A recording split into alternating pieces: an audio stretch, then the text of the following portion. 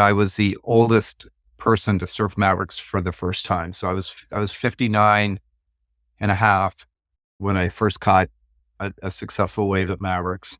Lionel, yeah, would love to actually go deeper into the day when you made your debut as the older surfer to paddle out at Mavericks. Take us through how you decided what was the right day and time to paddle out on, and then also a little bit into your pre-surf ritual, food, gear checks, maybe any mental prep that happened that day.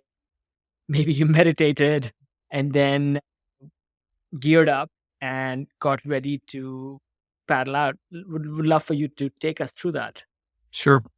It firstly, just to clarify, so I believe, and I've talked to everybody that has surfed Mavericks for a long time, that I was the oldest person to surf Mavericks for the first time. So I was 59 and a half when I first caught a successful wave at Mavericks.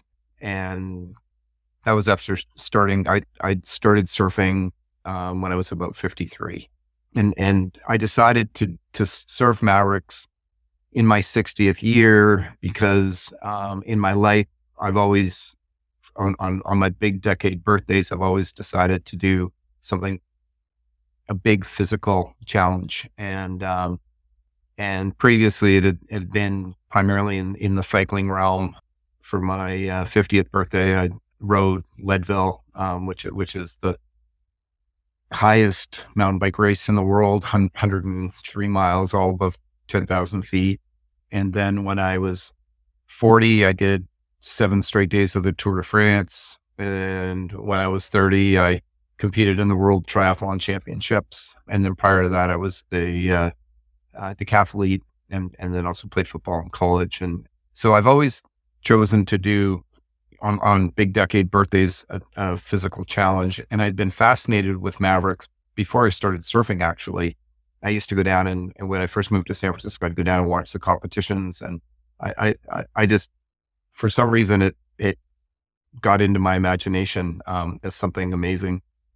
And so I decided to do it.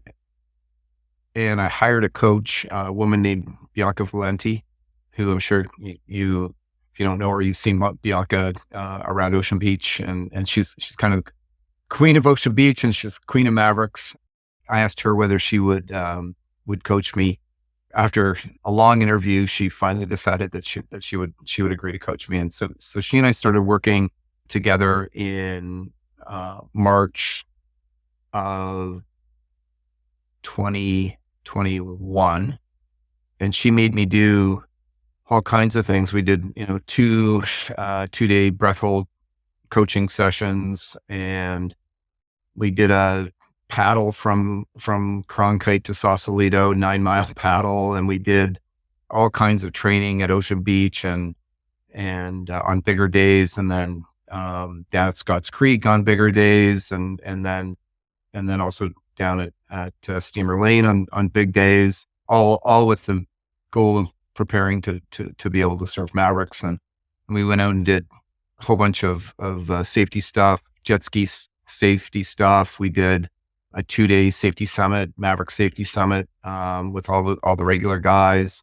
So I put about, before I actually paddled out for the very first time with the intention of trying to surf Mavericks, which would have been in November of 2021, I'd done a lot of work. And I spent the entire summer up at my summer home in Canada, prone paddling, paddling a couple of miles a day, every day. And when I actually went out to try and surf Mavericks, and I did probably 5 sessions where I attempted to catch waves and fell and wasn't successful.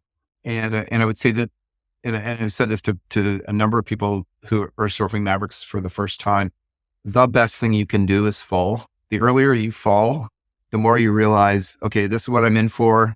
And you can kind of take the worry of what's going to happen. And when I fell the first time, I had a decently long hold down. I was very, very confident in my ability to hold my breath. I mean, in the breath hold work we did, I got up to 4 minutes holding my breath static, lying face down in the pool. And what they say is that if you can, hold your breath for 4 minutes, then active, you can probably do half. And, in the longest hold down, if you had a 3-wave hold down at Maverick, even if it was on a 20-second period day, the longest you're going to be underwater is a minute, which is a tremendously long time. Don't get me wrong, particularly when you're getting thrashed around and you get pushed down 20 feet and you're underwater and everything, and you don't know which way is up and it's black and everything. But if you've done the work and you know that you can hold your breath for 4 minutes in a static position, you can probably hold your breath for 2 minutes in an active position. Even if your lungs are screaming when you're at a minute, you still got some time. You're not going to black out. You're good. So you've got time. The longest hold down I think I probably have ever had, which was when I was at Sunset, is like maybe 32 seconds. I count. They tell you not to count, but I always count. I count Tacomas because I've got a little friend of mine, Erin Brooks, who's may know of her. She's an amazing surfer. And she told me that the kids in Hawaii all count Tacomas. They practice when they're driving around. And, when I was a kid, we used to play Volkswagen. You used to count Volkswagen Beetles when you're driving on a long drive. And they do a variation of that game where the first Tacoma they see, they hold their breath and they have to count 10 Tacomas before they can take another breath.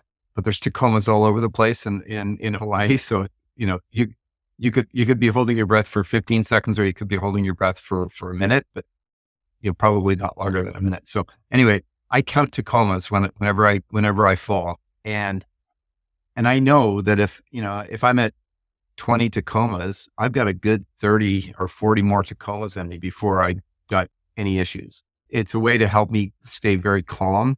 One of the sayings in big wave surfing is panic equals death. And so it's really important, no matter what's happening, to stay calm and not panic.